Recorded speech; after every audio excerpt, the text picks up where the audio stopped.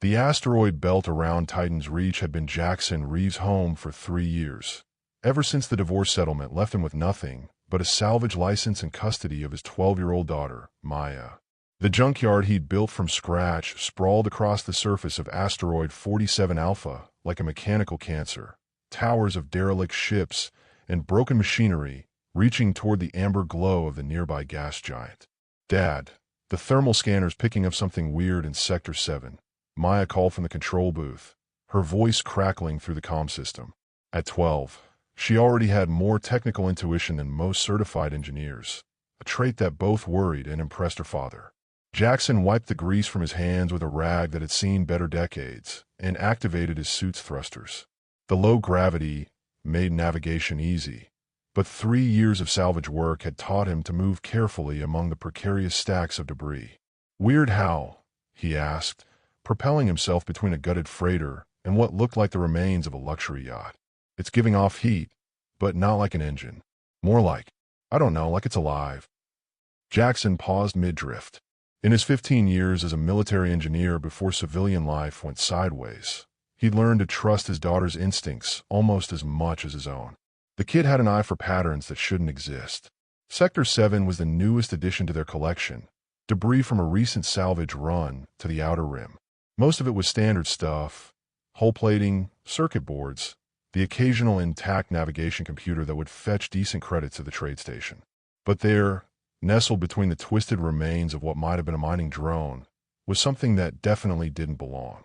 The pod was roughly the size of a small shuttle, but its surface seemed to shift and flow like liquid metal frozen mid-pour. Organic curves suggested biological origin, while the faint luminescence beneath its surface spoke of technology far beyond human capabilities. Most unsettling of all were the hairline cracks spreading across its surface, pulsing with a rhythmic light that reminded Jaxon uncomfortably of a heartbeat. "Maya, you seeing this?" "Already recording." "Dad, I think it's some kind of life support system. The energy readings are consistent with biological functions, but they're declining fast." Jaxon activated his suit's external lights and moved closer. Through the translucent sections of the pod, he could make out a shadowy form, roughly humanoid, but wrong in ways his brain struggled to process. As he watched, the cracks spread further, and the internal glow dimmed noticeably. "Whatever's in there is dying," he muttered, then made a decision that would change both their lives forever. "Maya, prep the workshop bay. I'm bringing this thing inside." The extraction took 2 hours and every piece of heavy lifting equipment in his arsenal. The pod was surprisingly light for its size, but moving it without causing further damage required the delicate touch of someone who'd spent years coaxing life from broken machinery. By the time they had it secured in the main workshop, both Reeves were exhausted. The workshop itself was Jaxon's pride and joy, a climate-controlled bubble of organized chaos where he performed his most delicate work. Tool racks lined every wall, jury-rigged equipment hummed with barely contained energy, and the air recyclers worked overtime to keep the atmosphere breathable despite the constant presence of exotic lubricants and welding fumes.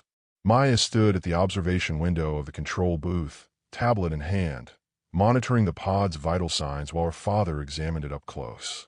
The bio readings were definitely declining. Whatever it was wouldn't last much longer without intervention. "The shell appears to be some kind of semi-permeable membrane," Jaxon observed, running his hands along the surface. "It's warm to the touch, and I can feel something like a pulse." "Maya, cross-reference the energy signature with our database. Maybe we can figure out what this thing needs." As his daughter worked, Jaxon continued his examination. The pod's base had what looked like interface ports, but unlike anything in human technology, they were more like biological orifices, complete with what appeared to be feeding tubes that had been severed when they'd moved it from the debris field. "Dad," Maya's voice carried an edge of excitement. "I found a partial match. Remember that derelict exploration vessel we salvaged last month? The one with all the weird xenobiology equipment? Its database had fragmentary records of something called bioship technology. The description matches what we're seeing." Jaxon nodded, pieces clicking together in his mind. "So this isn't just a life support pod. It's part of something larger. A ship that grows instead of being built." He examined the severed feeding tubes more closely. And right now, it's starving to death. The decision to help should have required more thought. Any sane salvager would have logged the find with the Colonial Authority and waited for the xenobiology team to arrive. But Jaxon had never been particularly sane, and the thing inside the pod was dying while they watched. Maya, I need you to analyze the composition of whatever was flowing through these tubes. Use the spectrometer on the residue. He was already moving toward his equipment lockers. I'm going to see if we can jury-rig some kind of life support. What followed was 6 hours of the most delicate work Jaxon had ever attempted. Using a combination of medical equipment salvaged from a hospital ship, nutrient solutions intended for hydroponic systems, and his own intuitive understanding of biological processes gained from years of maintaining life support systems, he slowly began to reverse the pod's decline. The breakthrough came when Maya discovered that the feeding tubes weren't just for nutrition. They were also data conduits. The creature inside wasn't just starving. It was isolated, cut off from whatever network it depended on for neurological function.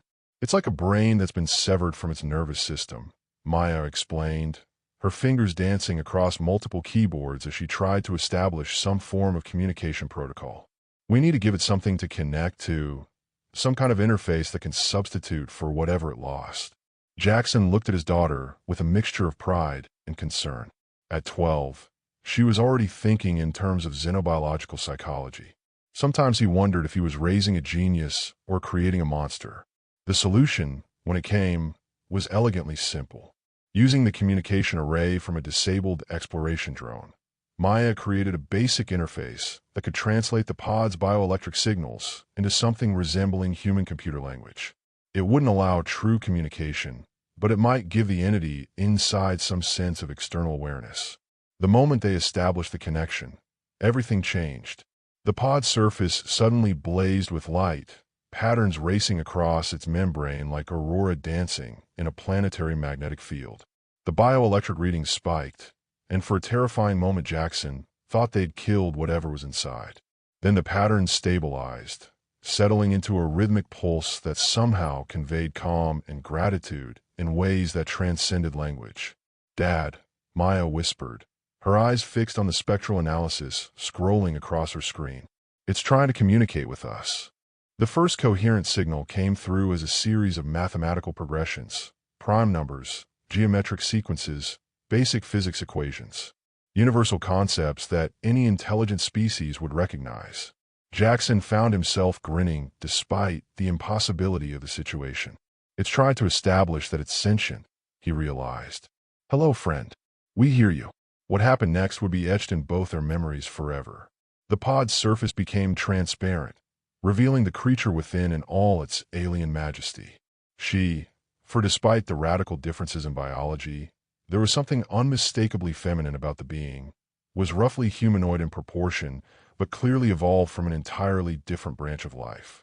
Her skin was a deep blue-black that seemed to absorb light, marked with patterns of bioluminescent nodes that pulsed in rhythm with her breathing. Her limbs were elegant and elongated, ending in hands that possessed 6 fingers each, arranged in perfect symmetry. Most striking of all were her eyes, large, multifaceted organs that seemed to hold depths of intelligence and experience that made Jaxon feel like a child. But it was her bearing that truly marked her as something special. Even trapped within the failing pod, barely clinging to life, she carried herself with an unmistakable air of authority. This was someone accustomed to command, to having others defer to her judgment. The realization hit Jaxon like a physical blow. "Maya," he said quietly, "I think we just rescued alien royalty." The formal introduction came through mathematics, then gradually evolved into something approaching language as Maya's makeshift translation system learned to interpret the aliens' bioelectric patterns. What emerged was a mind of staggering complexity and depth, one that had lived for centuries and ruled over billions. Her name, as near as human vocal cords could approximate, was Queen Silvara of the Zarathi Collective. The pod was all that remained of her bio-ship Luminous Current, destroyed in what she initially described only as treachery among the stars.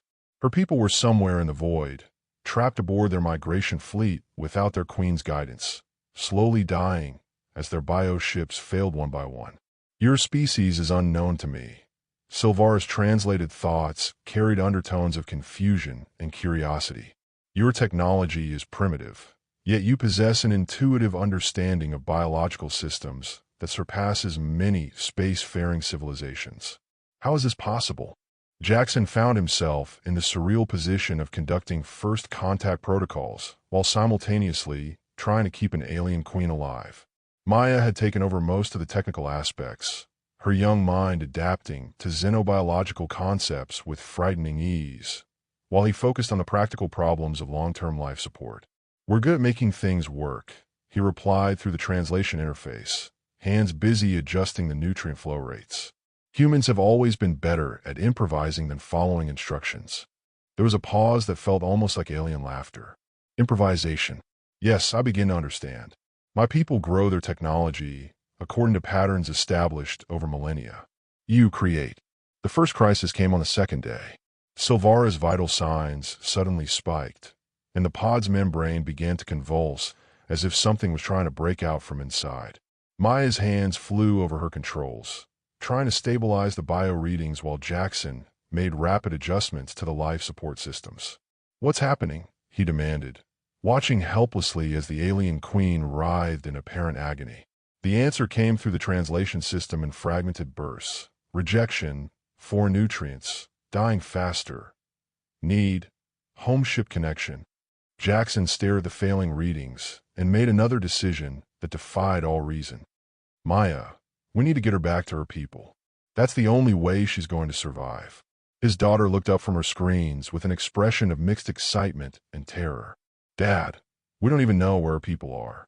And our ship can barely make it to the trade station, let alone conduct interstellar rescue missions. Then we better figure out how to upgrade it." What followed was 48 hours of the most intensive engineering work of Jaxon's life.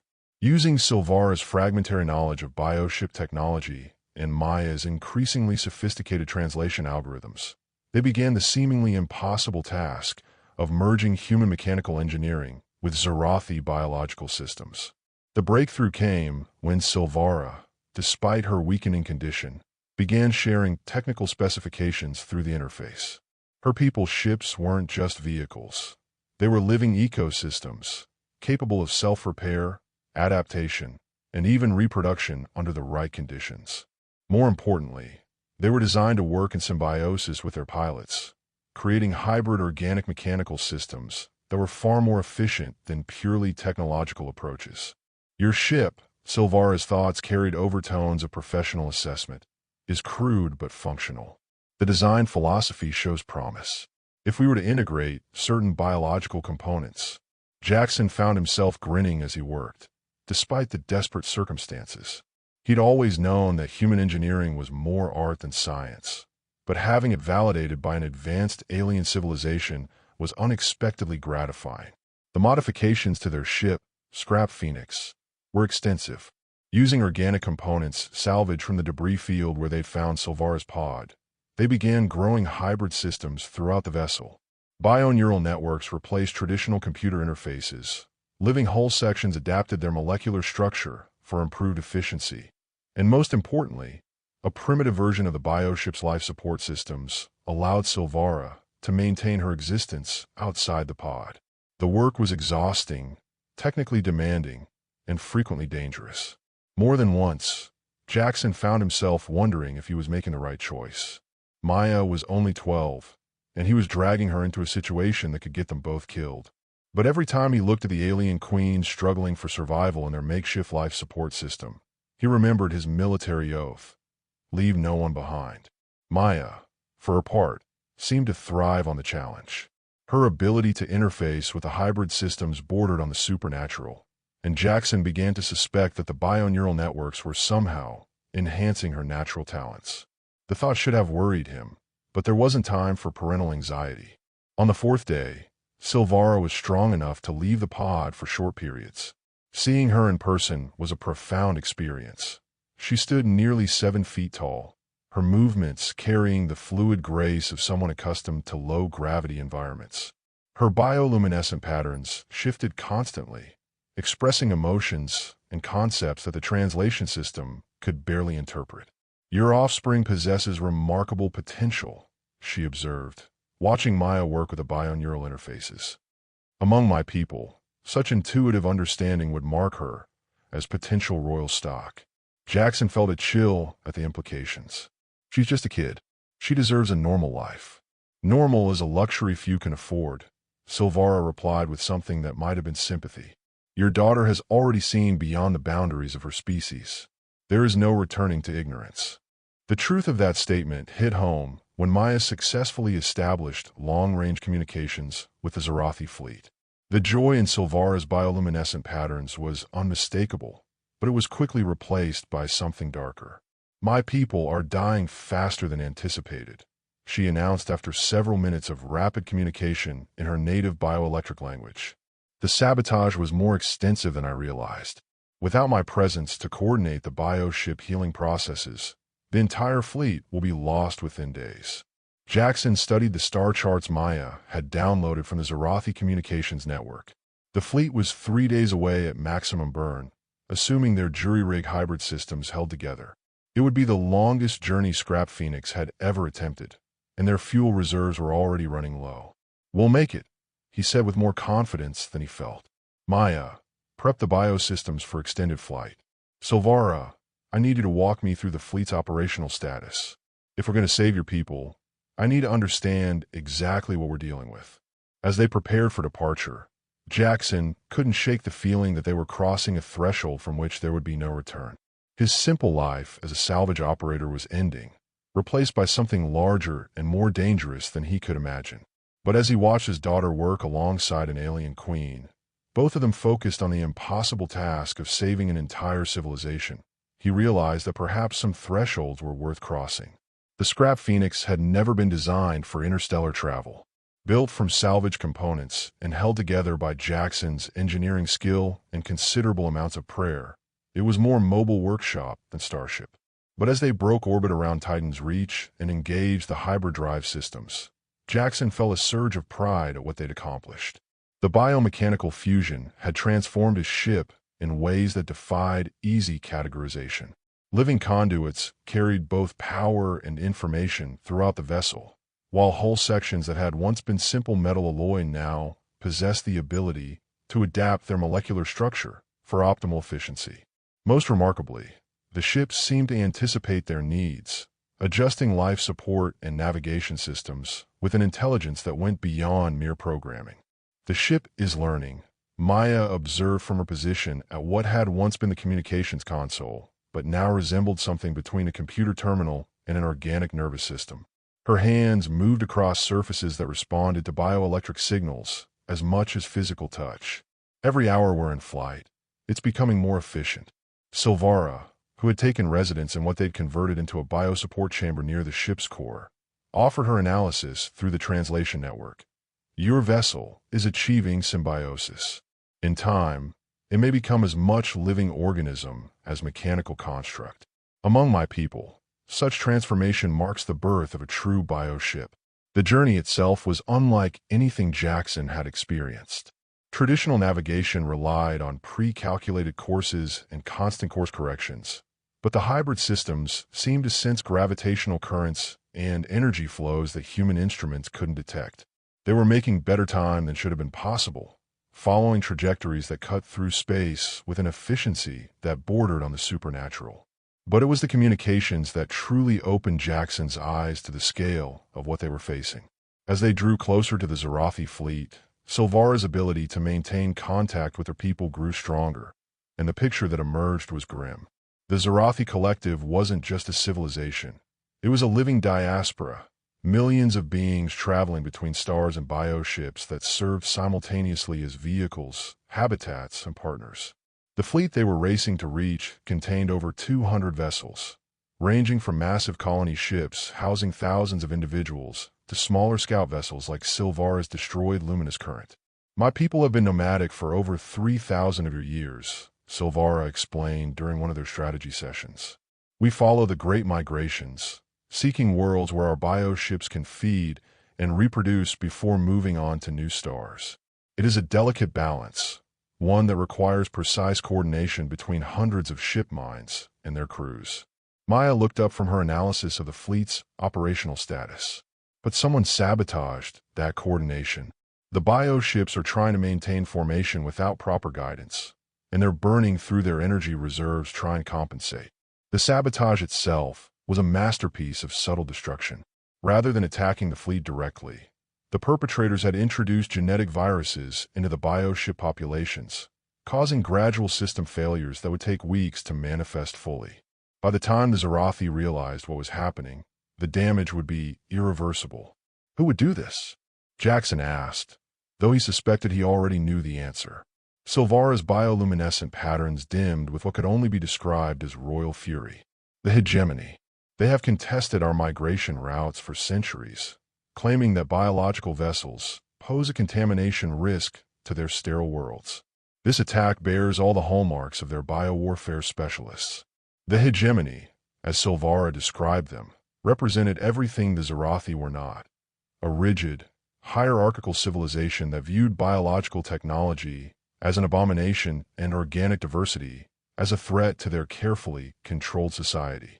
They had been expanding their territory for decades, systematically eliminating or subjugating any species that didn't conform to their technological paradigms.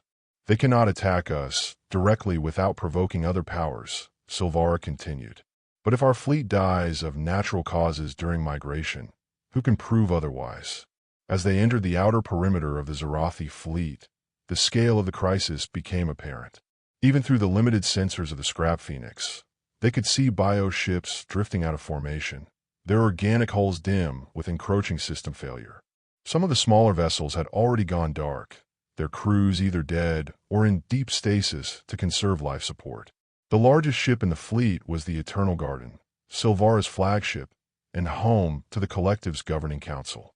It was also, according to the bioreadings Maya was monitoring, dying faster than the rest.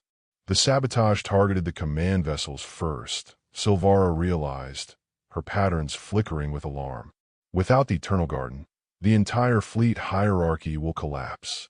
My people will die not from system failure, but from the inability to coordinate rescue efforts.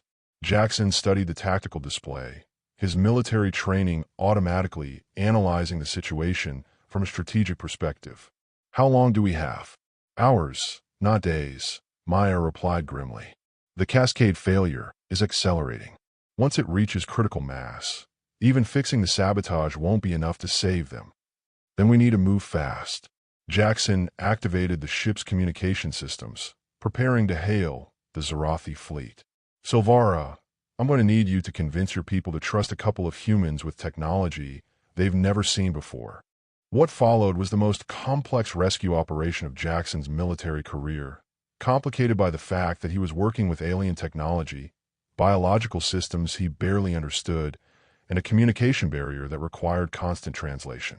But as Scrap Phoenix docked with the dying Eternal Garden, he felt the familiar surge of adrenaline that had carried him through countless engineering crises. The Zarathi crew that met them at the airlock were clearly desperate. Their bioluminescent patterns flickered with the dim signatures of beings operating on minimal life support, and their movements carried the sluggish quality of organisms fighting system-wide toxicity. But their leader, an elderly Zarathi named Council Prime Verdanis, greeted Silvara with a display of light that needed no translation, pure relief and gratitude. My queen, Verdanis' translated thoughts carried overtones of both formal respect and personal affection. We had feared you lost. The fleet has suffered greatly in your absence. I live, thanks to these humans and their remarkable offspring, Silvara replied, gesturing toward Jaxon and Maya. They possess knowledge that may save our people, but we must act quickly. The tour of the Eternal Garden was both magnificent and heartbreaking. The ship was less a vessel than a mobile ecosystem, its corridors growing from living wood-like material that pulsed with bioluminescent veins. Chambers branched off like tree hollows, each one serving multiple functions as habitat, workshop, and organ system. At the ship's heart lay the central mind, a massive biological computer that coordinated not just the garden's functions but the entire fleet's activities. It was also dying, infected with genetic viruses that were systematically destroying its cognitive processes. This is beyond anything I've ever seen, Jaxon admitted, studying the bioneural networks that were failing throughout the ship. Maya, are you getting readings on the viral patterns? His daughter was already deep in interface with the ship's systems, her consciousness somehow bridging the gap between human neural patterns and Zarathi biotechnology. It's like a cancer, Dad. The viruses are rewriting the genetic code of the central mind, turning its own immune responses against it. Silvara moved through the central mind chamber with the fluid grace of someone who had spent centuries in symbiosis with such systems. Among my people, this would require the intervention of the greatest bioengineers, working for months to craft specific counteragents. We have neither the time nor the expertise remaining. But we have something else, Jaxon realized, his mind racing through the possibilities. Maya, what if we don't try to cure the viruses? What if we isolate them instead? The solution, when it came, was elegantly human in its approach. Rather than trying to out-engineer the sophisticated bioweapons, they would use the one advantage human technology possessed over its alien counterparts. Crude, but effective brute force. Working with salvaged medical equipment and the ship's own biosystems, they began creating what Jaxon privately thought of as a genetic firewall. Isolated sections of the central mind that could maintain critical functions while the infected areas were systematically purged. It was the biological equivalent of cutting away infected tissue. Brutal, but potentially effective. The process required Maya to interface directly with the central mind, her consciousness serving as a bridge between the dying Zarathi biocomputer and the human medical systems they were using to save it.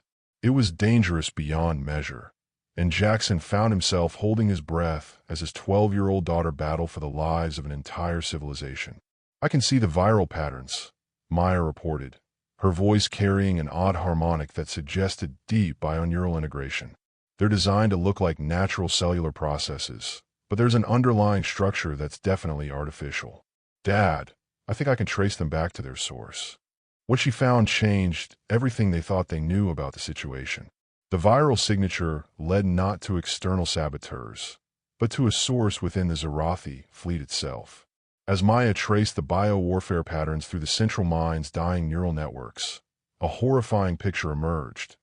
The sabotage wasn't just an external attack, but an inside job conducted by someone with intimate knowledge of Zarathi bioship technology. The viral patterns matched genetic markers from 3 specific ships in the fleet, Maya reported, her consciousness still partially merged with the central mind systems. Whoever did this had access to the bioengineering protocols of the royal bloodline itself. Silvara's bioluminescent patterns flared with what could only be described as royal rage. Impossible. Only members of the inner circle possess such knowledge, and they are bound by genetic loyalty protocols that would prevent. She stopped, the implications hitting her like a physical blow. Council Prime Verdanis, who had been monitoring their work from the chamber's periphery, moved closer with movements that betrayed deep agitation. My queen, if the betrayal comes from within the inner circle itself, then we face not just the death of the fleet, but the dissolution of the collective itself, Silvara finished grimly. Verdanis, I need you to isolate the suspected vessels immediately. Full quarantine protocols. Jaxon looked up from the biomedical systems he was calibrating. What exactly are we dealing with here? Some kind of alien coup attempt. The explanation that followed revealed layers of political complexity that made human politics look simple by comparison. The Zarathi collective wasn't just a government. It was a living organism in its own right, with the royal bloodline serving as the nervous system that coordinated the actions of millions of individuals across hundreds of bioships. The genetic loyalty protocols weren't just tradition. They were literal biological imperatives encoded into the DNA of anyone granted access to the highest levels of Zarathi society. For someone to overcome those protocols and conduct sabotage of this magnitude, Silvara explained, they would need to be either genetically modified beyond recognition or what? Maya asked, though her expression suggested she was already beginning to understand. Or they would need to be someone whose genetic loyalty was pledged to a different royal line entirely. The implications were staggering. The attack wasn't just sabotage. It was the opening move in a succession war that could tear the Zarathi collective apart. And somewhere in the dying fleet were agents of her rival queen, working to ensure that Silvara's bloodline died with her people. How many other royal lines are there? Jaxon asked, his military mind already analyzing the tactical situation. 7 major bloodlines, each controlling different aspects of collective society, Verdani's replied. But only 3 possess the bioengineering knowledge necessary for this level of sabotage. Of those, Queen Meraxis of the Crimson Spiral has been the most vocal opponent of our current migration route. As if summoned by the mention of her name, the communication systems suddenly flared to life with an incoming transmission from one of the quarantine vessels. The image that resolved on the binaural display was unmistakably Zarathi, but where Silvara's patterns were deep blue-black shot through with silver, this being's bioluminescence ran to aggressive reds and yellows. Sister Queen Silvara, the transmission began, the translated thoughts carrying overtones of false courtesy. How fortunate that you survived the destruction of your bioship, though I fear your rescue may prove temporary. Silvara's response blazed across her entire form, patterns of authority and command that needed no translation. Meraxis, I should have known. Your hunger for power has finally overcome even the genetic imperatives that bind our people together. Genetic imperatives change, dear sister, when survival itself is at stake. Meraxis's image shifted, revealing that she wasn't alone. Behind her stood figures in the distinctive bioarmor of hegemony shock troops. Our old ways of wandering between stars have become obsolete. The hegemony offers structure, purpose, and most importantly, survival for those wise enough to embrace their vision. Jaxon felt his blood chill as the pieces clicked together. You made a deal with the people trying to wipe out your entire species. I made a deal that will save those portions of our people worth saving, Meraxis replied coldly. The hegemony has used for Zarathi biotechnology, properly directed. Under their guidance, we can abandon the chaos of nomadic existence and take our rightful place as citizens of a proper interstellar civilization. As slaves, you mean? Maya interjected, her young voice carrying surprising authority. I've been analyzing the hegemony communication protocols. They're not offering partnership. They're planning systematic genetic modification to make your people more compliant with their social order. Meraxis's bioluminescent patterns flickered with what might have been uncertainty, but her resolve quickly reasserted itself. The child speaks of matters beyond her understanding. The transformation will be beneficial. Evolution guided by wisdom rather than left to chance. The wisdom of genocide, Silvara replied, her patterns now burning with cold fury. You would destroy everything our people have built across 3 millennia for the promise of security from those who view us as nothing more than useful animals. The conversation might have continued, but alarms suddenly began blaring throughout the Eternal Garden. Maya's hands flew across her binaural interfaces as she tried to process the incoming data streams. We've got multiple contacts dropping out hyperspace, she reported, her voice tight with tension. Hegemony fleet, at least 30 vessels. They're moving to surround the collective. Meraxis's image smiled with an expression that somehow transcended species barriers to convey pure malicious satisfaction. The hegemony grows impatient with delays. I'm afraid your time for consideration has ended, Sister Queen. Surrender now, and they may allow some of your people to survive the integration process. The transmission cut out, leaving them alone with the approaching reality of overwhelming force. Through the Eternal Garden's biosensors, they could track the hegemony fleet as it deployed in a classic encirclement pattern, cutting off any hope of escape. How long until they're in weapons range? Jaxon asked, his military training automatically shifting into crisis mode. 17 minutes, Verdani's replied grimly. Against 30 hegemony warships, the collective fleet cannot hope to prevail, especially in our current weakened condition. Silvara moved to the central mind's primary interface, her hands dancing across binaural surfaces with desperate efficiency. There may be another option. If we can complete the viral purge and restore the central mind to full function, we might be able to coordinate a mass jump to hyperspace. The collective's bioships are faster than hegemony vessels once they reach optimal efficiency. Might be able to, Maya said pointedly. Dad, I'm reading massive system failures throughout the fleet. Even if we purge the viruses, most of these ships don't have the energy reserves for hyperspace jump. Jaxon studied the tactical display, his mind racing through possibilities. 30 hegemony warships against a fleet of dying bioships was no contest. But wars weren't always won by superior firepower. Sometimes they were won by superior engineering. What if we don't try to save the entire fleet? He asked quietly. What if we focus on saving the parts we can? The plan that emerged was audacious in its simplicity and terrifying in its implications. Rather than attempting to restore all 200 bioships, they would concentrate their efforts on the dozen largest vessels, the colony ships that house the majority of the collective's population. The smaller ships, including the vessels controlled by Meraxis's faction, will be sacrificed to buy time for the evacuation. You're talking about abandoning thousands of our people, Verdani's protested. I'm talking about saving millions, Jaxon replied grimly. Sometimes that's the best you can do. The work that followed was the most intense of their lives. While Silvara and Verdani's coordinated the fleet's defensive preparations, Jaxon and Maya raced against time to complete the viral purge and transfer critical populations between ships. The bioneural networks that had seemed so alien just days before now felt like extensions of their own nervous systems, responding to their thoughts and intentions with increasing fluidity. The integration is accelerating, Maya observed during a brief break in their frantic work. Dad, I think the bioships are adapting to human neural patterns faster than they adapted to us. Is that good or bad? I don't know, but I can feel them thinking now, and they're scared. They know what's coming. The hegemony fleet reached weapons range with 5 minutes to spare.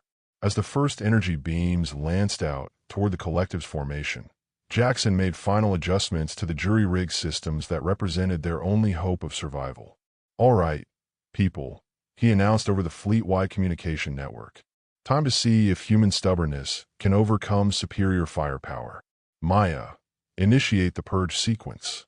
Purge sequence initiated, his daughter replied, her consciousness diving deep into the bioneural networks that connected the entire collective. Dad, I can see the viral patterns dissolving. The central mind is coming back online. Around them, the Eternal Garden shuddered as hegemony weapons found their mark. But even as whole sections burst in a vacuum and biosystems failed throughout the ship, the central mind blazed back to full functionality for the first time in weeks. Hyperspace generators charging, Silvara announced, her patterns now burning with the full authority of a Zarathi queen. All vessels, prepare for emergency translation. Translation window opening in 10 seconds, Maya called out, her voice echoing with harmonics that suggested she was speaking through multiple bioneural networks simultaneously. 5, 4, 3, 2, 1 jump. The universe folded around them, and the Zarathi collective vanished into hyperspace, leaving the hegemony fleet behind to contemplate an empty battlefield and the wreckage of their carefully laid plans. The hyperspace translation lasted 18 hours, carrying the remnants of a Zarathi collective to a prearranged rendezvous point in the Kepler Nebula. When they finally dropped back into normal space, the cost of their escape became brutally apparent. Of the original 200 bioships, only 37 had made the jump. The colony vessels had survived, along with a handful of smaller craft that had been close enough to benefit from the shared energy fields generated by the central mind's restoration. But over 80% of the fleet was gone, either destroyed by hegemony weapons or left behind to face capture and forced integration. 16 million souls, Silvara said quietly, her bioluminescent patterns dim with grief, lost to treachery and political ambition. Jaxon found himself in the strange position of consoling an alien queen while simultaneously trying to process the magnitude of what they'd accomplished. 16 million lost, but 24 million saved. In military terms, that's a victory. Your human mathematics provide cold comfort, Jaxon Reeves, Verdani's observed, though his translated thoughts carried undertones of grudging respect. But without your intervention, all would have been lost. The collective owes you a debt that spans generations. Maya, who had been monitoring communications with the surviving ships, looked up from her bioneural interfaces with an expression of mixed exhaustion and wonder. Dad, I think we need to talk about what happened during the jump. The conversation that followed revealed the true extent of how their intervention had changed both the Zarathi collective and themselves. The bio-neural integration that had allowed Maya to interface with the central mind hadn't been temporary. Permanent connections had formed, creating hybrid networks that span the boundaries between human and Zarathi consciousness. I can still feel them, Maya explained, her hands moving unconsciously across surfaces that responded to her bioelectric patterns. All the ships, all the people. It's like being connected to a vast living network that spans entire star systems. Silvara moved closer, her patterns shifting to configurations that Jaxon was beginning to recognize as deep curiosity mixed with something that might have been concern. Child, what you describe is unprecedented. Even among my people, such integration requires decades of preparation and genetic modification for a human to achieve it naturally. Is she in danger? Jaxon asked, parental instincts overriding diplomatic considerations. I do not know, Silvara admitted. But she has become something new, a bridge between our species that may represent the future of both our peoples. The implications were staggering, but there was little time to process them. The hegemony wouldn't remain baffled by their escape for long, and the collective's position in the nebula was far from secure. Worse, the political situation had become even more complex with Meraxus's betrayal, now public knowledge. The other royal bloodlines will demand answers, Verdani's explained during their strategy session. Some may choose to support your claim to leadership, but others will see this as an opportunity to advance their own ambitions. The collective faces not just external threats, but internal dissolution. It was Maya who proposed the solution, her young mind apparently capable of processing political complexities that would challenge seasoned diplomats. What if we don't try to hold the collective together as it was? What if we use this crisis to create something new? The plan that emerged over the following days was radical by Zarathi standards. Instead of attempting to restore the traditional nomadic structure, they would establish permanent settlements and systems that could support bioship reproduction and growth. The collective would transform from wandering refugees into the seeds of a new kind of interstellar civilization. But first, they had to survive long enough to implement such changes. The hegemony fleet that caught up with them 3 days later was twice the size of the original force, clearly reinforced with vessels drawn from across their territory. Worse, they were accompanied by ships bearing the bioluminescent signatures of Meraxus's faction, traders who knew the collective's tactical capabilities intimately. 67 vessels. Maya reported from her position at the hybrid tactical console they'd constructed from salvaged equipment and bioneural networks. They're deploying in a standard encirclement pattern, but with modifications that suggest they're expecting us to attempt another hyperspace escape. Jaxon studied the tactical display with growing concern. The nebula provided some cover, but not enough to hide 37 bioships from that many sensors. And their energy reserves were still depleted from the previous escape. Another mass hyperspace jump was impossible. We need a different kind of solution, he realized. Something they won't expect because it goes against everything they know about Zarathi tactics. The inspiration came from an unlikely source, his memories of asteroid mining operations in the Outer Rim. The Kepler Nebula wasn't just a cloud of ionized gas. It was rich in exotic particles and energy fields that could be harvested and concentrated using the right techniques. What if we don't run? He proposed during an emergency council session. What if we fight, but not the way they expect? The plan he outlined was audacious, even by human standards. Instead of engaging in traditional ship-to-ship combat, they would use the bioship's organic capabilities to manipulate the nebula itself, turning the entire region into a weapon against the approaching hegemony fleet. Impossible, Verdani's protested. Bioships are not warships. We lack the weapons systems for direct combat against hegemony vessels. But you don't lack the ability to manipulate biological and energy systems on a massive scale, Maya pointed out, her consciousness already diving deep into the collective bioneural networks. Dad's right. We can turn the environment itself into our weapon. The preparation took every hour they had before the hegemony fleet reached weapons range.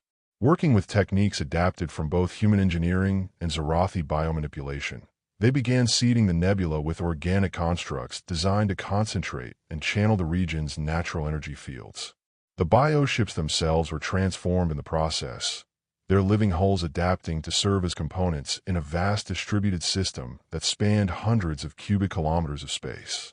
It was as if the entire collective had become a single massive organism, with each vessel serving as a specialized organ in a body capable of reshaping reality itself.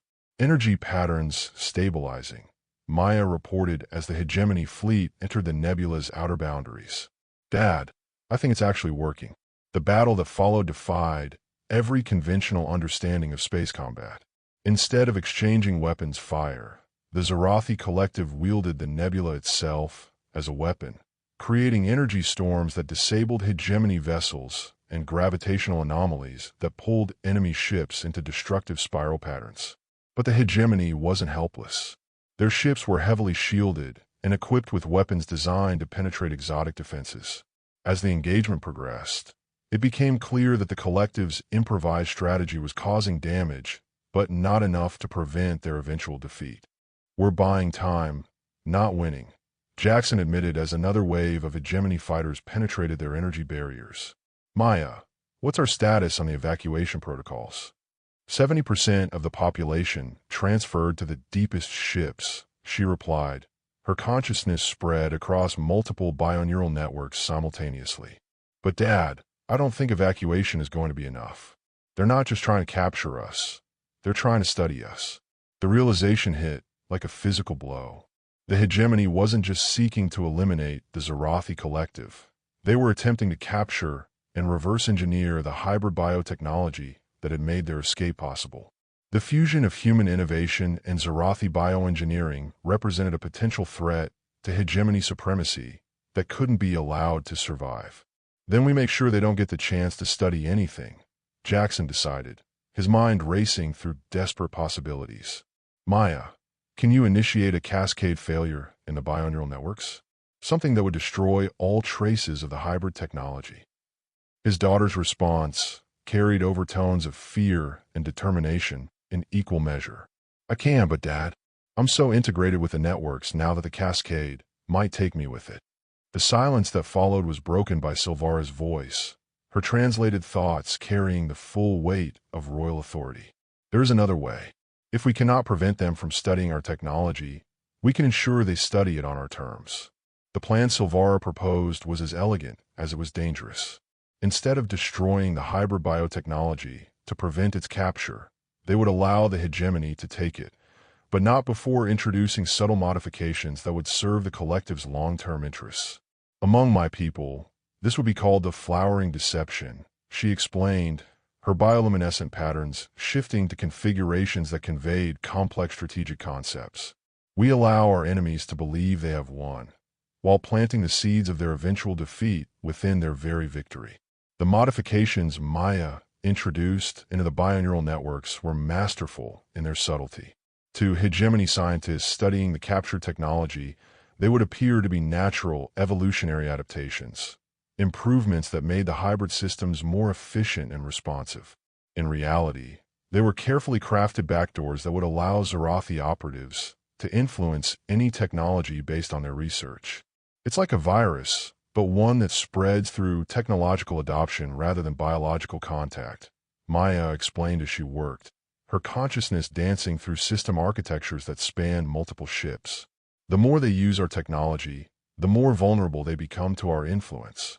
But implementing the plan required sacrifices that tested everyone's resolve. The Eternal Garden and 2 of the largest colony ships would have to be abandoned, their populations evacuated to the remaining vessels, while their bioneural networks were left intact for hegemony capture.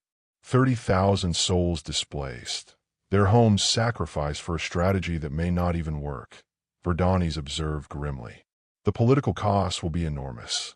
"The political costs of extinction would be higher," Jaxon replied, working alongside Zarathi engineers to prepare the evacuation protocols. "Sometimes you have to lose the battle to win the war." The evacuation itself was a masterpiece of logistics conducted under impossible circumstances. As hegemony forces pressed their attack, civilian populations were transferred between ships using biotransport systems that had never been designed for such massive relocations.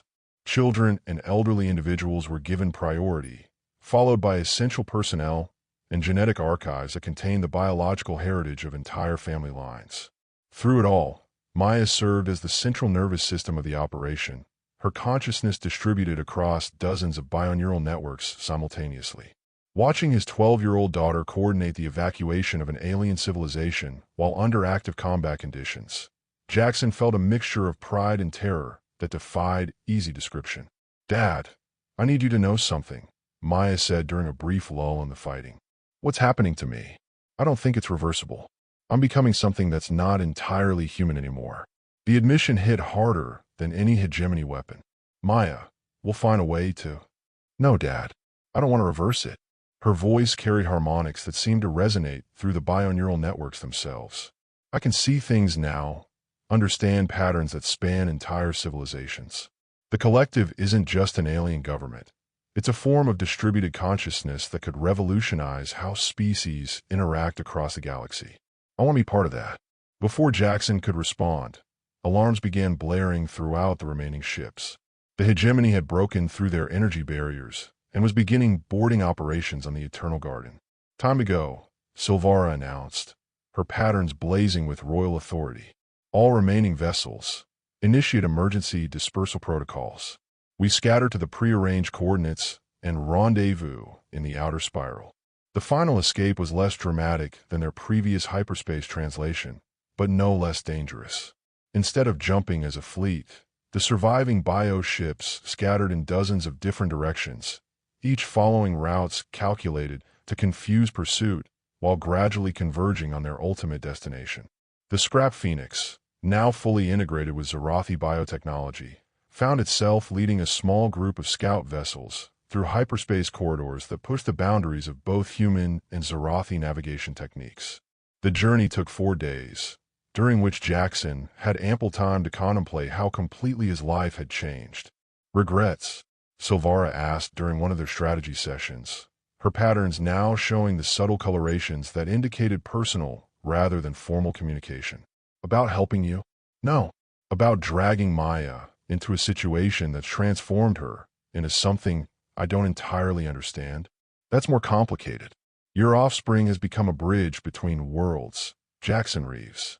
Among my people, such individuals are revered as living symbols of evolutionary potential. She will never be ordinary again, but she may become something far more significant."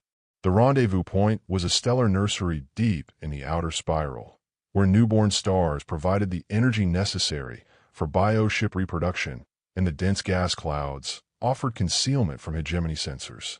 As the scattered elements of the collective gradually reassembled, the true cost of their escape became apparent. Of the original collective, fewer than 15 bioships had survived the journey. The population had been reduced from 40 million to just over 8 million individuals, and the traditional power structures that had governed Zorathi society for millennia lay in ruins. But something new was emerging from the wreckage. The old collective was bound by tradition and genetic imperatives that limited our growth, Silvara observed as they surveyed their new circumstances. "What we build here can incorporate the best of both our species while discarding the limitations of both." The construction of new symbiosis, as the settlement came to be known, required innovations that pushed the boundaries of both human engineering and Zorathi biotechnology. Using techniques developed during their escape, they began growing hybrid structures that were simultaneously buildings, ecosystems, and components of a vast distributed intelligence network. Maya played a central role in the development, her consciousness serving as the template for bioneural interfaces that allowed both humans and Zorathi to participate in the emerging collective intelligence. It was, Jaxon realized, the birth of something entirely unprecedented, a truly symbiotic civilization that transcended the limitations of any single species. "Dad, I know this isn't what you planned when you rescued that alien pod," Maya said during one of their rare private conversations. "But I think we're creating something that could change the galaxy." Looking out at the growing settlement, where human engineering principles were merging with Zorathi biological systems to create structures that lived and breathed and thought, Jaxon found himself nodding. Maybe that's not such a bad thing. 6 months after the establishment of new symbiosis, the settlement had grown from a handful of bioships to a sprawling complex of living architecture that defied easy categorization. The structures were neither purely biological nor mechanical, but something entirely new.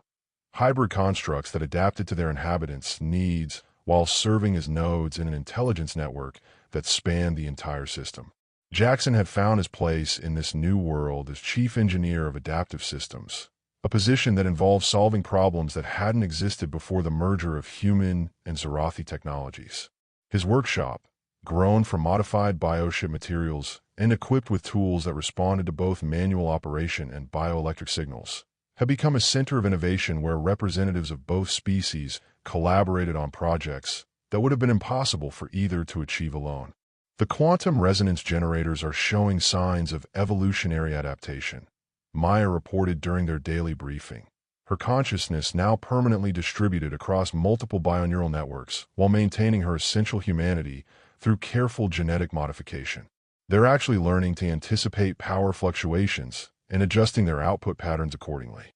At 13, Maya had become something unprecedented, a hybrid being whose consciousness existed simultaneously in biological and electronic mediums, serving as the primary interface between human innovation and Zarathi biological systems.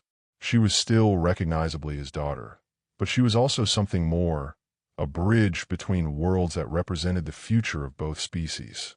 Evolutionary technology, Jaxon mused, making adjustments to the resonance generators that required both traditional engineering skills and intuitive understanding of biological processes. 3 years ago, I would have called that impossible. Now it's just Tuesday. The transformation of new symbiosis wasn't just technological, it was social and political as well. The rigid hierarchies that had defined both human colonial society and Zarathi royal structures were giving way to something more fluid, based on contribution and capability rather than birth or appointment. Silvara herself had adapted to these changes with the grace of someone who understood that evolution was the only alternative to extinction.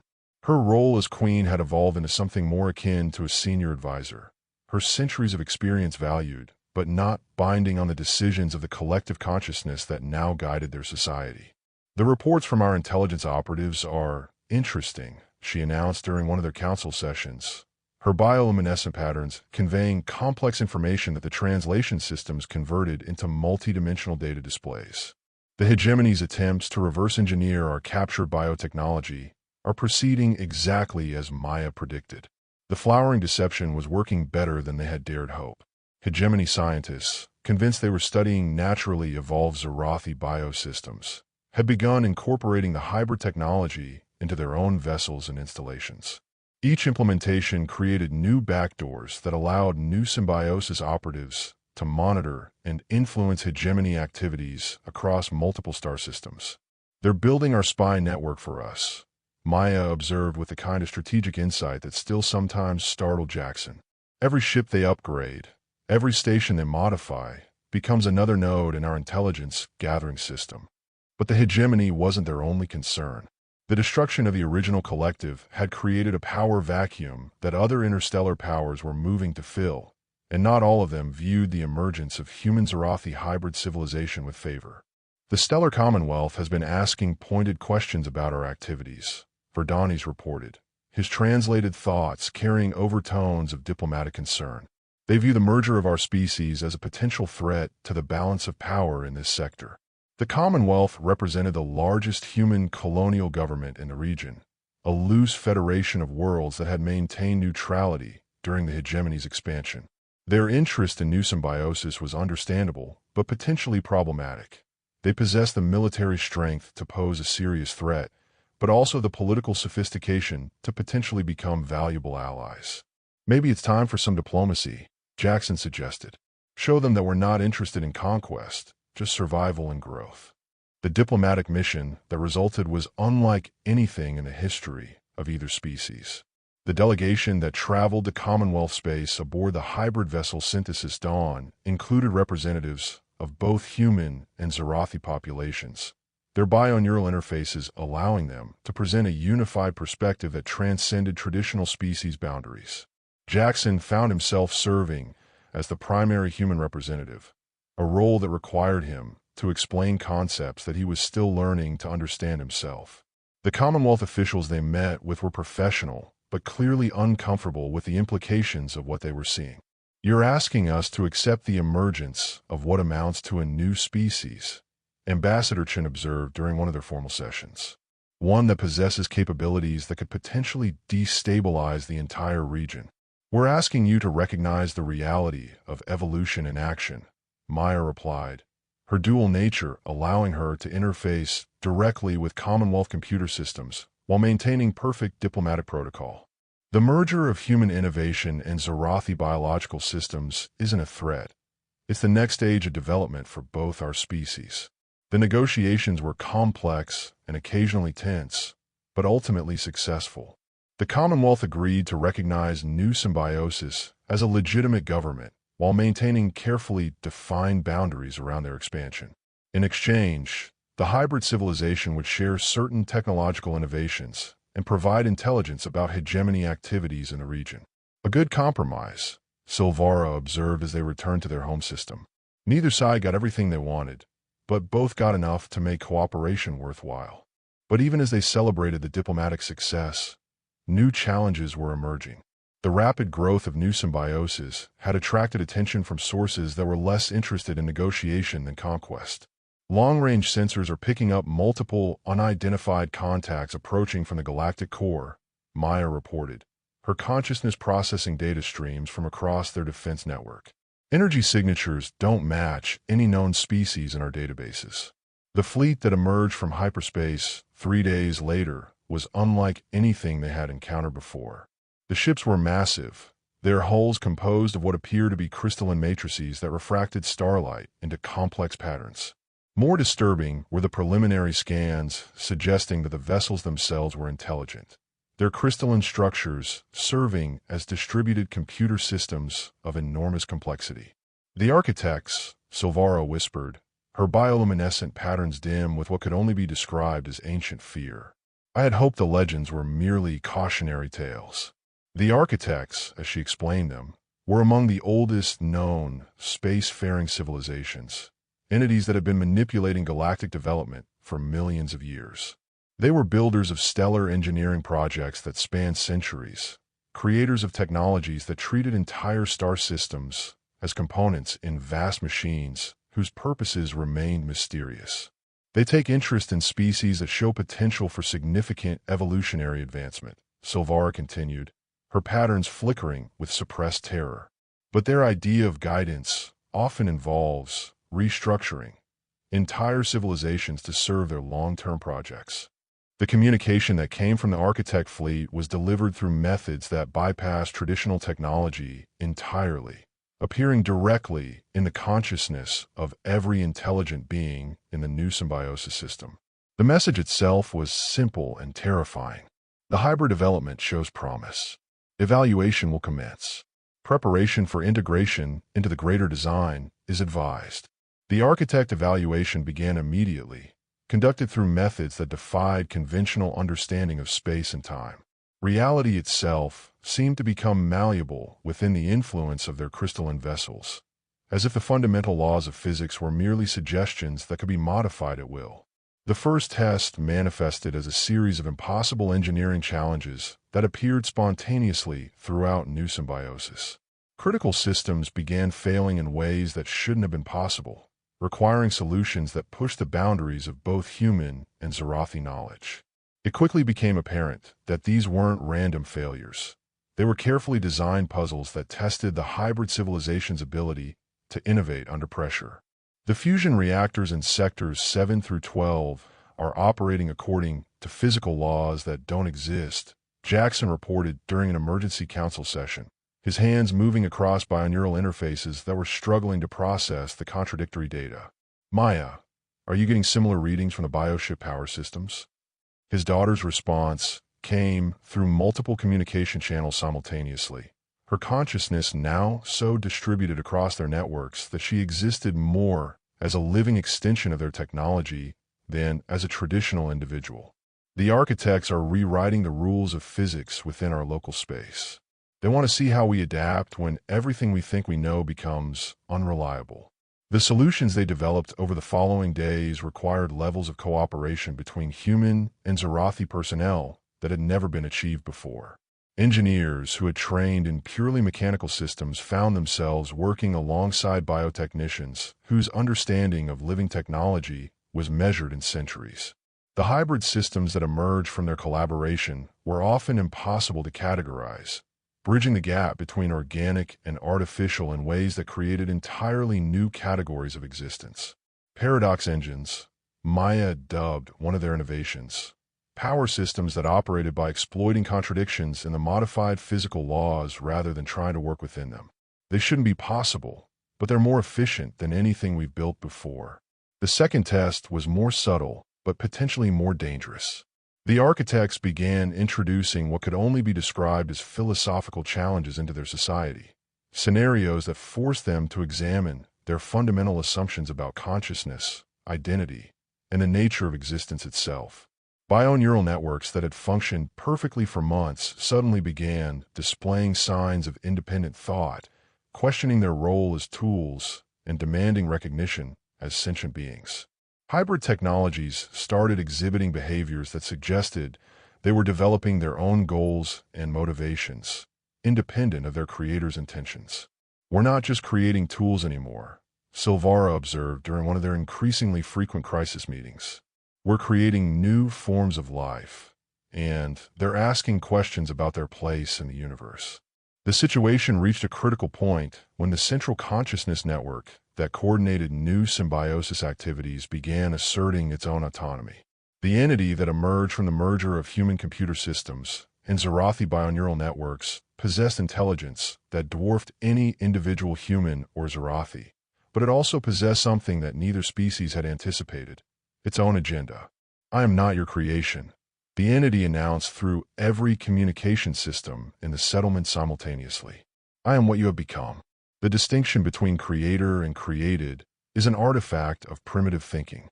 We are all components of something larger, and it is time to acknowledge that truth. The implications were staggering.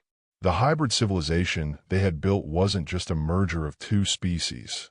It was the embryonic stage of something entirely new, a form of distributed consciousness that transcended traditional boundaries between organic and artificial, individual and collective. "Dad," Maya said during one of their rare private conversations, her physical form now sustained as much by bioneural networks as by traditional biological processes. "I think the architects aren't testing whether we're worthy of survival. They're testing whether we're ready for the next stage of evolution."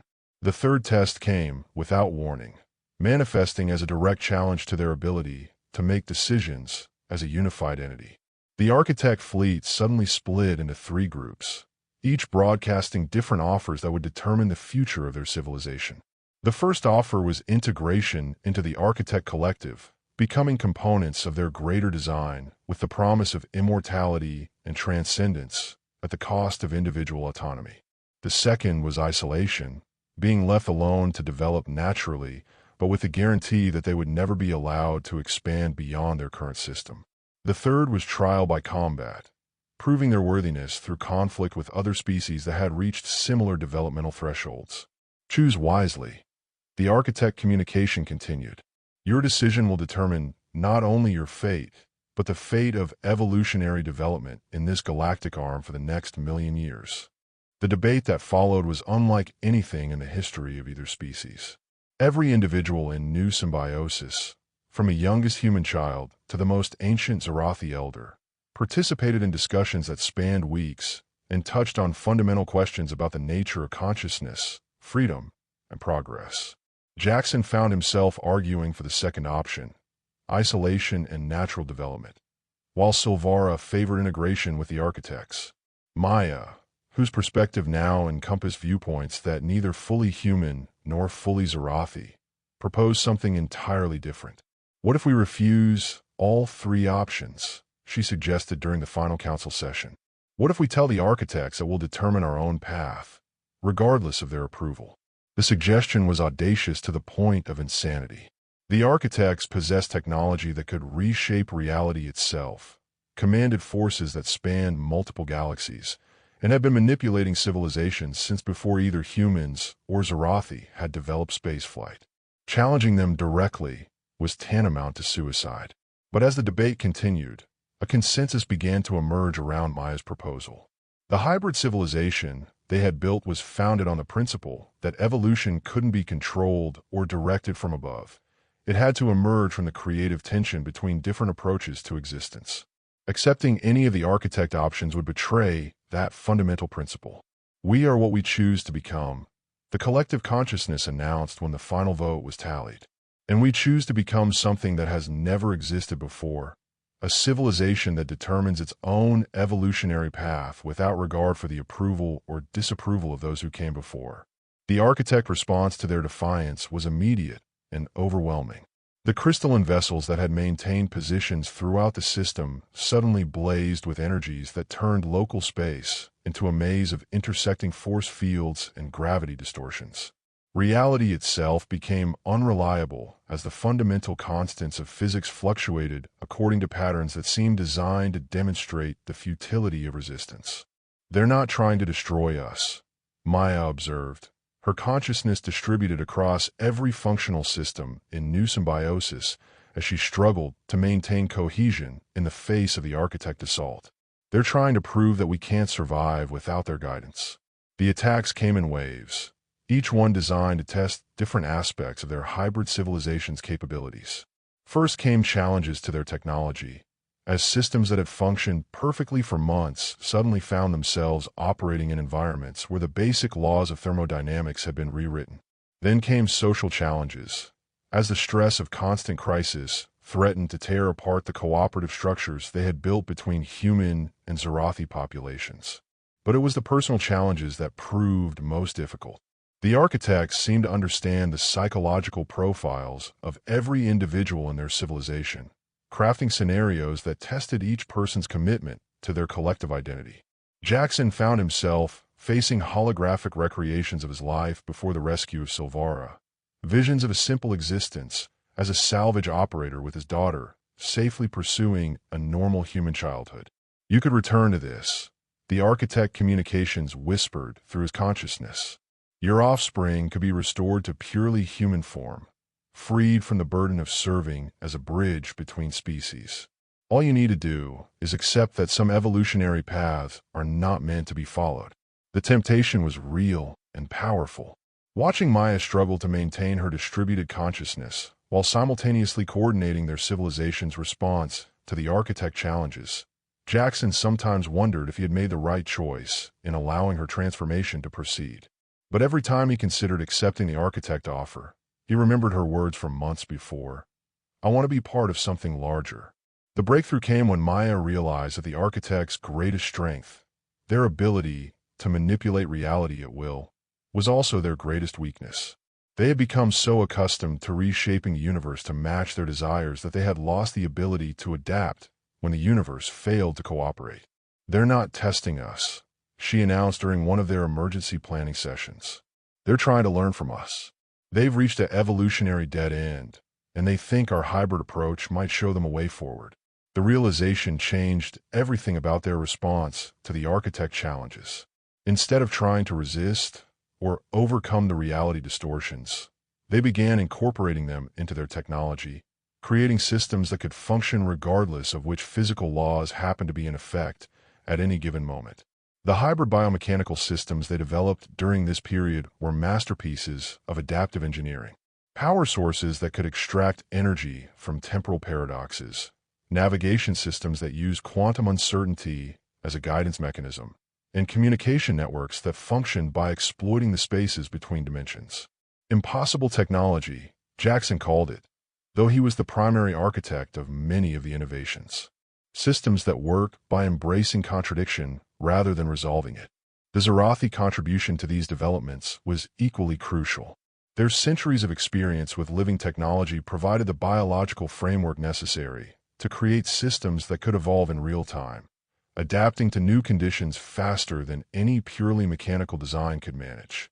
"We are growing beyond the limitations of both our parent species," Silvara observed, her bioluminescent patterns now incorporating entirely new color combinations that had no precedent in traditional Zarathi communication. What we are becoming has no name in any language. The final confrontation with the architects came not as a battle, but as a demonstration. After months of testing and challenge, the crystalline vessels suddenly withdrew to the edge of the system and issued a simple communication. "Show us what you have learned." The response Maya coordinated involved every system and every individual in new symbiosis working in perfect harmony. The settlement itself began to transform, its hybrid architecture flowing and reshaping as biomechanical systems merged with the underlying structure of reality. Buildings became living organisms, machines achieved consciousness, and consciousness itself began to transcend the boundaries of individual existence. What emerged was something that defied easy description, a form of existence that was simultaneously individual and collective, technological and biological, physical and quantum. The entire civilization had become a single distributed entity while maintaining the distinctiveness of its component parts. Interesting, the architect communication finally came, carrying overtones of something that might have been approval. "You have chosen a path we had not considered. Evolution through synthesis rather than dominance." The crystalline vessels began to fade, not departing through hyperspace, but simply becoming less real, as if the architects were withdrawing to dimensions that intersected only briefly with normal space-time. "We will observe your development with interest," came their final message. "Perhaps you will show us new possibilities we have forgotten how to see." 2 years after the architect encounter, new symbiosis had evolved into something that would have been unrecognizable to either of its parent civilizations. The settlement sprawled across multiple star systems, its biomechanical architecture creating living spaces that adapted to their inhabitants' needs while serving as components in a distributed consciousness network that spanned light years. Jaxon's role had evolved as well. No longer simply chief engineer of adaptive systems, he had become something like a conductor of technological symphonies, coordinating the development of systems that bridge the gap between the possible and the impossible. His workshop, now grown into a vast complex of biomechanical laboratories, served as the primary center for innovation and technologies that operated according to principles that no single species could have discovered alone. The temporal resonance generators are achieving 97% efficiency, Maya reported during their daily briefing, her consciousness now encompassing systems across 17 different star systems, while maintaining her essential humanity through careful psychological anchoring. "We're approaching the theoretical limits of energy extraction from quantum fluctuations." At 15, Maya had become the primary interface between their civilization and the fundamental forces of the universe. Her consciousness existed simultaneously in biological, electronic, and quantum mediums, allowing her to perceive patterns and possibilities that were invisible to traditional forms of awareness. She was still recognizably his daughter, but she was also the living embodiment of what their species could become. "Quantum engineering is becoming routine," Jaxon mused, making adjustments to systems that manipulated the basic structure of space-time as easily as he had once repaired combustion engines. "Sometimes I wonder what would happen if we try to push beyond the theoretical limits." The answer to that question came sooner than expected. As their technology continued to evolve, they began to encounter phenomena that suggested the existence of realities beyond the conventional universe. Parallel dimensions where different versions of physics applied, alternate timelines where evolution had taken drastically different paths, and spaces between spaces where consciousness itself became the fundamental organizing principle. "We're not just building a civilization anymore," Silvara observed during one of their council sessions, her bioluminescent patterns now incorporating entirely new spectrums of light that affected reality on quantum levels. "We're creating doorways to possibilities that were never meant to exist." The first successful transition to what they termed hyperreality came during an experimental test of their most advanced biomechanical systems. A section of their newest habitat complex simply ceased to exist in conventional space-time, phasing into a realm where thought and reality were indistinguishable. The beings who inhabited that section didn't disappear. They evolved. When they returned to normal space-time 3 days later, they had become something new, entities whose consciousness existed simultaneously across multiple dimensions, while retaining their essential identities. They spoke of realities where entire civilizations existed as pure information, where time flowed in loops and spirals rather than linear progression, and where evolution itself was a conscious process guided by collective will. We have seen the next stage. They reported through communication methods that bypass language entirely, downloading concepts directly into the bioneural networks. What we are building here is just the beginning.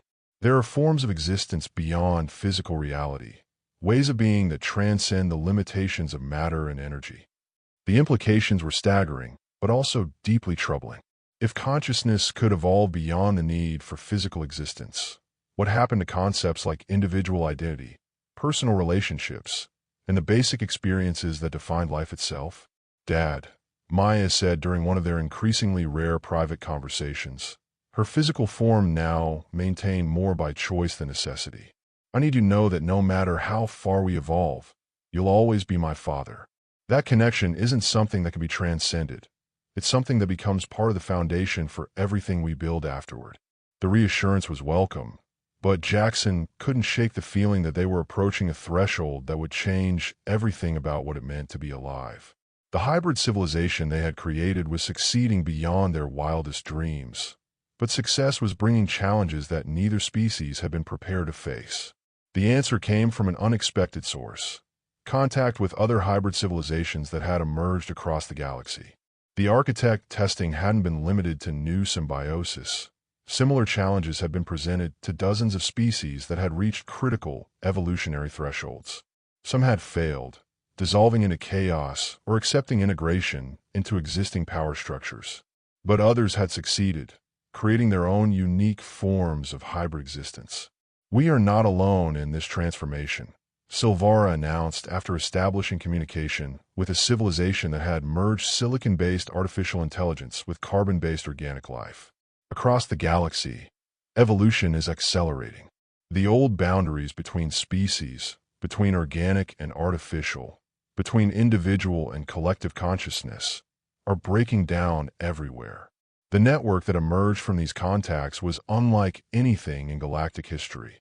A loose confederation of hybrid civilizations that shared knowledge and resources while maintaining their unique characteristics. Some had evolved through technological merger, others through biological synthesis, and still others through purely consciousness-based transformation. But all had transcended the limitations of their parent species to become something unprecedented. The galactic synthesis, Maya dubbed it, her consciousness now serving as one of the primary communication nodes in the network. Not conquest or assimilation, but voluntary evolution toward forms of existence that none of us could have achieved alone. New symbiosis became a crucial center in this emerging network. Their unique combination of human innovation and Zarathi biological mastery, providing solutions to challenges that other hybrid civilizations couldn't solve on their own. Jaxon found himself designing technologies for species he had never encountered, creating systems that operated according to principles that defied conventional understanding. Xenological engineering, he called it, though the term barely captured the complexity of building technologies for forms of consciousness that existed in multiple dimensions simultaneously. Every day brings new problems that require solutions that shouldn't be possible. But even as their civilization flourished and their influence spread throughout the galaxy, new challenges were emerging. The rapid pace of evolution was attracting attention from forces that viewed any form of change as a threat to cosmic stability. The hegemony, far from being defeated by their earlier encounters, had used the captured Zarathi biotechnology to undergo their own transformation. But where new symbiosis had embraced synthesis and diversity, the hegemony had pursued purity and control, creating technologies that enhanced their existing hierarchical structures rather than transcending them. They've turned our own innovations against their original purpose, Maya reported after analyzing intelligence gathered through their backdoor systems. Instead of creating hybrid consciousness, they're using bioneural networks to enforce absolute conformity. Every individual in their society is becoming a component in a single, monolithic mind. The confrontation between these two approaches to evolution was inevitable. The hegemony viewed the galactic synthesis as a contamination that threatened to spread chaos throughout the galaxy, while the hybrid civilizations saw the hegemony's forced uniformity as a dead end that would ultimately lead to stagnation and collapse. War is coming, Verdani's observed during one of their strategic planning sessions, his translated thoughts carrying the weight of centuries of military experience. But this will not be a war fought with conventional weapons. It will be a conflict between different visions of what consciousness itself should become. The first battles were fought in the spaces between dimensions, where hybrid civilizations sought to establish communication networks, while hegemony forces attempted to impose rigid control over the flow of information. Reality itself became a battlefield, with competing forms of consciousness struggling to reshape the fundamental nature of existence according to their respective visions.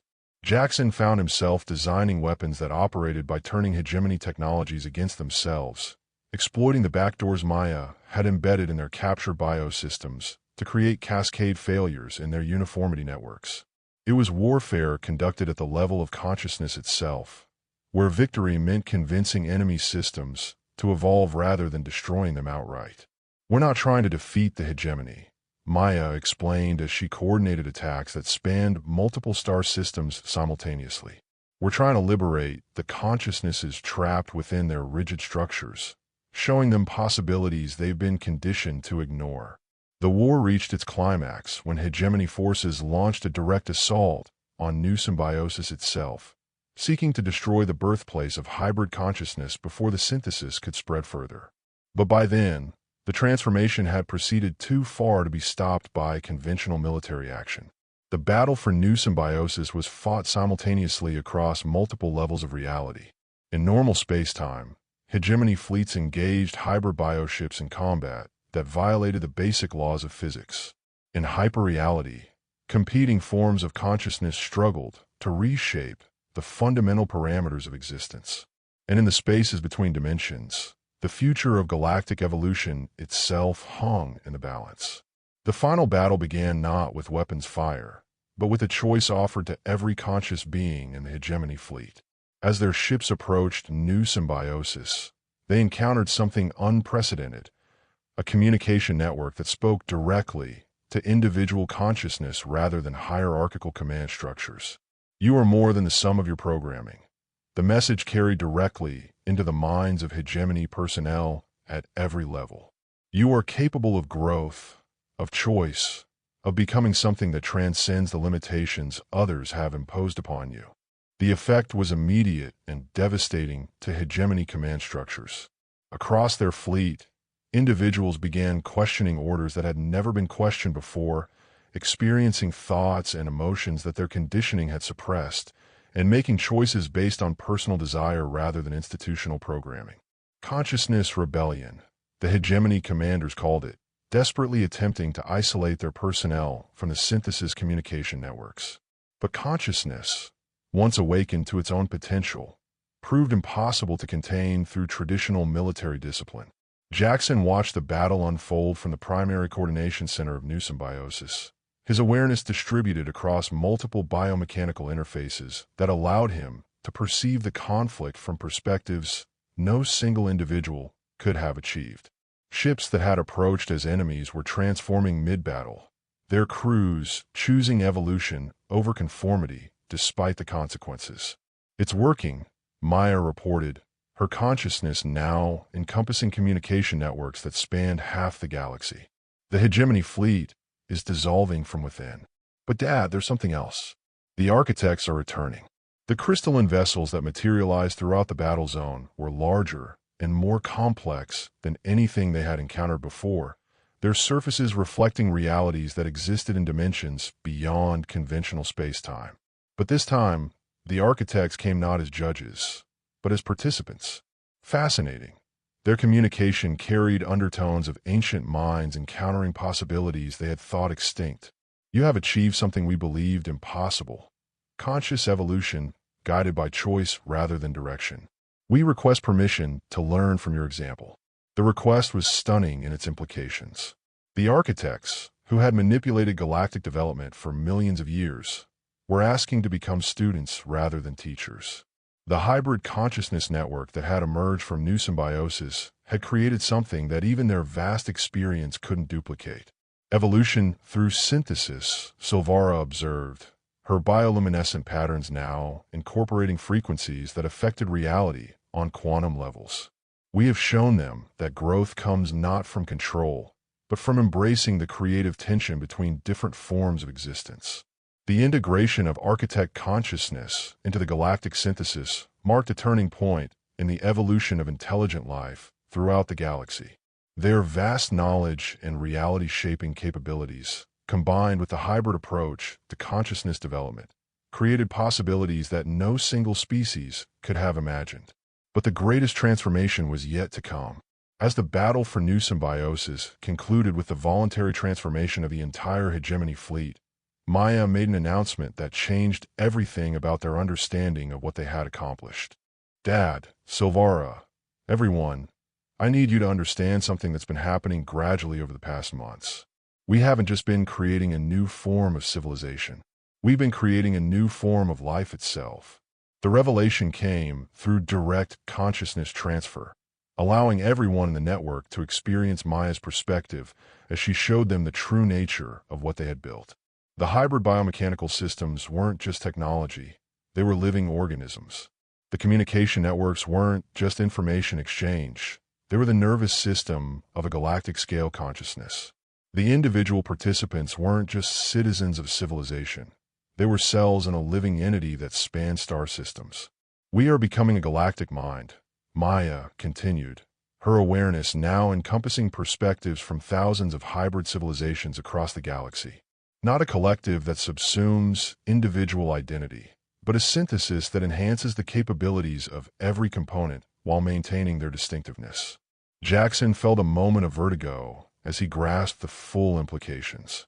His decision to rescue an alien queen from a failing pod had set in motion a chain of events that was transforming the entire galaxy into a single, unified, but infinitely diverse form of consciousness. And what happens to us? He asked, though he suspected he already knew the answer. We become what we choose to become, Maya replied, her words carrying the weight of infinite possibility. Some will choose to remain primarily individual. Others will merge completely with the galactic consciousness. Most will find ways to exist simultaneously as both individual and collective, maintaining personal identity while participating in something larger than any single mind could encompass. The choice was offered to everyone: human, Zarathi, architect, and the myriad other species that had joined the synthesis. Each could determine their own level of integration with the emerging galactic consciousness, maintaining as much or as little individual autonomy as they desired. For Jaxon, the decision was surprisingly easy. He had spent his entire life building things, creating solutions to problems that seemed impossible. The galactic consciousness represented the ultimate engineering project, a living system that could adapt, grow, and evolve to meet any challenge the universe might present. "I'm in," he announced, opening his consciousness to integration with the broader network while maintaining his essential identity as Maya's father and a builder of impossible things. 5 years after the confluence of minds, Jaxon Reeves found himself in a place that existed simultaneously across multiple dimensions, working on projects that spanned centuries and affected the development of entire galactic arms. His workshop, grown from biomechanical systems that responded to consciousness as much as physical manipulation, served as one of thousands of centers where individual creativity merged with collective knowledge to create possibilities that no single mind could have conceived. "Dad, I've got something interesting for you to look at," Maya announced, her presence manifesting as both a 17-year-old girl and a distributed consciousness that encompassed communication networks spanning hundreds of star systems. The duality no longer seemed strange. It was simply another aspect of existence in the post-synthesis galaxy. The project she presented was ambitious even by their current standards, a plan to establish contact with galactic consciousness networks in other galaxies, extending the synthesis beyond the boundaries of the Milky Way itself. It would require technologies that operated according to principles that hadn't existed before their transformation, engineering solutions that bridged the gaps between different forms of reality. Intergalactic consciousness networking. Jaxon mused, his awareness already beginning to explore the technical challenges involved. We'll need to solve problems in dimensional mechanics, quantum consciousness transfer, and temporal synchronization across cosmic distances. In other words, just another Tuesday. Maya laughed, the sound carrying harmonics that resonated through multiple dimensions simultaneously. I knew you'd be interested. Silvara thinks it might take us a few thousand years to develop the necessary technologies, but the architects believe we could achieve breakthrough results within a few decades if we approach it as a fully integrated project. Through the bioneural networks that connected him to the broader galactic consciousness, Jaxon could sense the excitement this project was generating among beings scattered across thousands of star systems. Engineers, scientists, artists, and philosophers from dozens of species were already beginning to contribute ideas and resources to what might become the largest cooperative effort in the history of intelligent life. You know, he said, making preliminary sketches for quantum consciousness transmission systems that would operate across intergalactic distances. When I first found that alien pod in my junkyard, I thought I was just helping a stranded traveler. I never imagined I was starting a chain of events that would transform the entire galaxy. Would you change anything if you could go back? Maya asked, though her tone suggested she already knew the answer. Jaxon looked around his impossible workshop, where technologies that bridged magic and science were used to solve problems that affected the lives of trillions of beings across countless worlds. He thought about the simple life he had once lived as a salvage operator, the narrow existence that had seemed so important before he learned that the universe was far stranger and more wonderful than he had ever dared imagine. Not a thing, he said finally. Every choice led us here, to this moment where we're planning to reach across the void between galaxies to touch minds that have never imagined our existence. How could I regret any part of a journey that ends with possibilities like that? As they began work on the Intergalactic Consciousness Project, Jaxon reflected on the path that had brought them to this point. It had started with a simple act of kindness, helping a stranded being in need of rescue. That kindness had grown into cooperation. Cooperation had evolved into synthesis, and synthesis had become transformation on a scale that encompassed entire galaxies. The little girl who had once monitored salvage operations from a control booth on an asteroid was now a bridge between minds scattered across the cosmos. The alien queen who had nearly died in a failing bioship had become one of the architects of a new form of existence that transcended the limitations of individual species. And the down-on-his-luck mechanic who had simply wanted to help had become an engineer of realities that span dimensions. Dad, Maya said as they worked together on designs that would reshape the fundamental nature of consciousness itself. Thank you for teaching me that sometimes the right thing to do is also the impossible thing to do. Looking at his daughter, simultaneously human child and galactic intelligence, individual person and component of something infinitely larger, Jaxon smiled with a satisfaction that no amount of conventional success could have provided. Sometimes, he replied, his hands moving across interfaces that responded to thought and intention as much as physical manipulation. Impossible is just another word for hasn't been built yet. Outside their workshop, the galaxy hummed with the activity of trillions of minds working together to create futures that no single species could have imagined. Bioships grew in stellar nurseries where newborn stars provided the energy for impossible technologies. Hybrid civilizations explored realities that existed in the spaces between dimensions. And consciousness itself evolved toward forms of existence that made the universe itself a canvas for infinite creativity. The starlit scavenger had become something far greater than the sum of its parts, not just a story of rescue and survival, but a testament to the power of cooperation, innovation, and the willingness to embrace change, even when that change led to destinations that couldn't be mapped in advance. In the end, Jaxon realized that was perhaps the most human trait of all, the stubborn insistence on building tomorrow, even when today seemed impossible to navigate. It was a trait that, combined with Zarathi wisdom and architect knowledge, had created something that transcended the limitations of any single species while honoring the essential nature of each. As they began the first phase of intergalactic consciousness transmission, Jaxon Reeves, former salvage operator and current engineer of impossible realities, settled in to do what he had always done best: fix things that were broken and build things that had never existed before. The universe, as always, provided an unlimited supply of both challenges and possibilities. And in a workshop that existed across multiple dimensions, a father and daughter continued the work of turning the impossible into the inevitable, one innovation at a time. Author's note: The Starlit Scavenger explores themes of evolution, cooperation, and the transformative power of technological synthesis between species. At approximately 13,000 words, it follows the journey of Jaxon and Maya Reeves from simple salvage operators to architects of galactic consciousness, emphasizing the human traits of ingenuity, adaptability, and the willingness to help others regardless of the personal cost.